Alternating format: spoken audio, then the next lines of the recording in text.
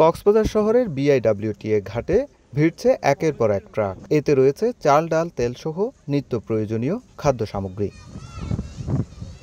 মিয়ানমারের গোলাগুলির কারণে গেল ৯ দিন সেন্ট মার্টিনে পৌঁছানো যায়নি খাদ্যপণ্য।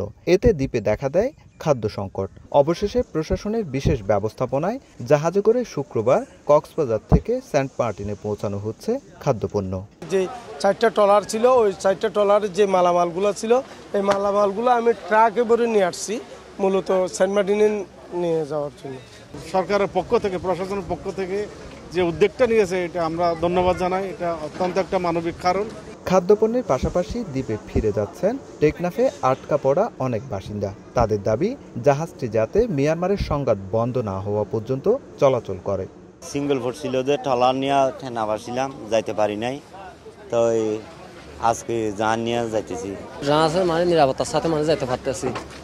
অনেক ধন্যবাদ। বার্মার যতদিন গৃহযুদ্ধ চলাকালীন থাকে ততদিন কক্সবাজার থেকে জাহাজটা আমরা যাতে পাই, সেই অনুরোধ করব ডিসি স্যারের কাছে। এখন জন্ম সনদ দিয়ে খোলো বিকাশ স্টুডেন্ট অ্যাকাউন্ট।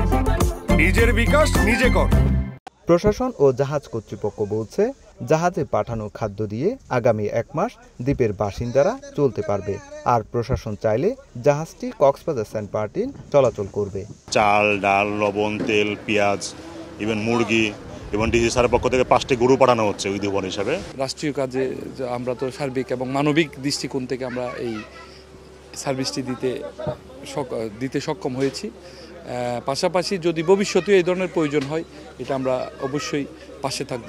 এর আগে বৃহস্পতিবার বঙ্গোপসাগর হয়ে 4টি ট্রলারে করে টেকনাফ ফিরেছেন 300 যাত্রী। আর টেকনাফ থেকে দ্বীপে ফিরে যান 200 বাসিন্দা। সুজাউদ্দিন রুবেল, সময় সংবাদ, কক্সবাজার।